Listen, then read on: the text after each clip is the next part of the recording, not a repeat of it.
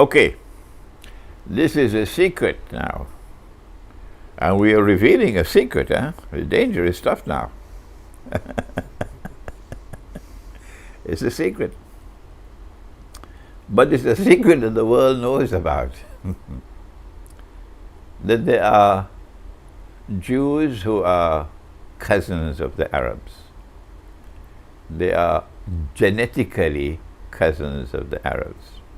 You can do a laboratory examination of their genes, their blood and so on, and you'll find the evidence, genetic evidence, that these Jews are cousins of the Arabs. They are Semitic people. And then there are other Jews, and they are, of course, the absolute majority, maybe 9 out of every 10, are Jews who have absolutely no genetic link with the Arabs. They're not an Israelite people at all. Who are these? These are people who converted to Judaism once upon a time. When we do the research, it's dangerous research, of course. But if I know Maurice Herman, he's not afraid of danger. No. If you do the research, you will find that they are Khaza people who lived in that region of the world where Zulkarnain built the barrier. These people became Jews, and then some of them became Christians, having become Jews. And so you have Khaza on this side of the Christian, on this side of the fence in the Christian world, and you have Khaza on that side of the fence in the Jewish world in Europe. And they worked from inside the European Christian world and the European Jewish world to bring about a mysterious reconciliation and rapprochement, and eventually a Judeo-Christian alliance emerged. The Vatican, of course, played a very important role in that. These are the Jews and the Christians who are described in the Quran as Gog and Magog. You know, if you look at the settlement of Palestine, the mass migration, the impetus to rid the country of the indigenous people, there are tremendous parallels with the United States, with the Americas, and Australia, etc. And is it just a coincidence, or is it indeed being masterminded by the same mentality or people? The greatest oppressor that mankind has ever known in all of human history, the one who shed the most blood, who created the most corruption and destruction on the face of the earth, are these people who have emerged from modern Western civilization. And we were told about it, you know, Morris, once upon a time, long before you were born. The Lord God spoke to the angels, and he said to them that I'm going to place on earth one who will rule, Khalifa. Khalifa.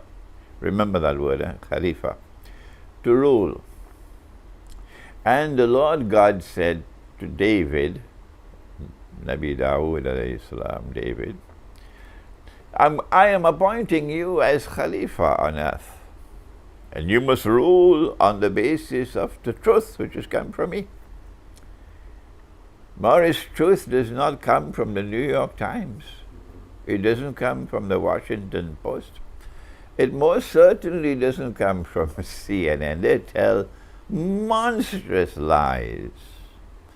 They don't even have a sense of shame. No. They've lost that now. And you cannot have truth and also lies. They're incompatible with each other. The angel said to the Lord God, are you going to place on earth those who will do this, they will commit fasad, they will corrupt the earth, they will destroy, and they will shed immense blood. أَتَجْعَلُ فِيهَا مَن يُفْسِدُ فِيهَا وَيَسْفِكُ الدِّمَاءَ. This is what the angels said, and this is what is happening. They started with an island off the coast of Europe that Napoleon had contemptuously dismissed as a nation of shopkeepers. But that little island gave to the world a scientific and technological revolution, which gave to it command of the seas. At that time there was no air power. And Britain controlled the seas of the world. Britain controlled power with control over every single significant naval port on the face of the earth. And with that power, using power to oppress, using power to shed blood, you got the British Empire, a bloody empire. And these are the people who eventually transferred power to the United States, who then shed even more blood than Britain shed, and even more atrocious in their oppression than Britain ever was. So these are people who, if you cannot recognize them as oppressors, something is wrong with you. These cannot be a people who have received the law from Moses, Nabi Musa alayhi salam, and who are authentic Jews, and who want to live a righteous life. They cannot be a believing Jew and yet be oppressors. A believing Jew is my brother. A believing Jew, I can sit with him at the same table and eat the food that he is eating. Yes, because the Lord God told me, if the Jew offers me food to eat, that I am allowed to eat his food. That's how close he is to me. Yeah. These are not believing Jews. We don't have any quarrel with the believing Jew. We have no hatred in our hearts for the believing Jew. No. We are brothers. And we've been warned in the Quran that when we enter into religious discussions with the Jews and with the Christians, the Lord God has warned us. Ensure that you enter into dialogue and discussion in the best possible way, using the best language, showing the most politeness possible. Don't cross that line. That's how we relate to the Jews and the Christians who are not oppressors.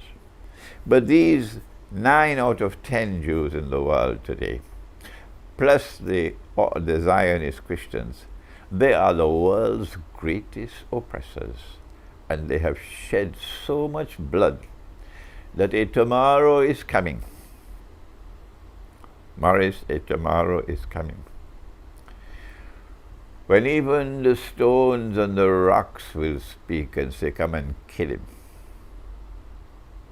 Because even the stones and the rocks will be fed up of these oppressors.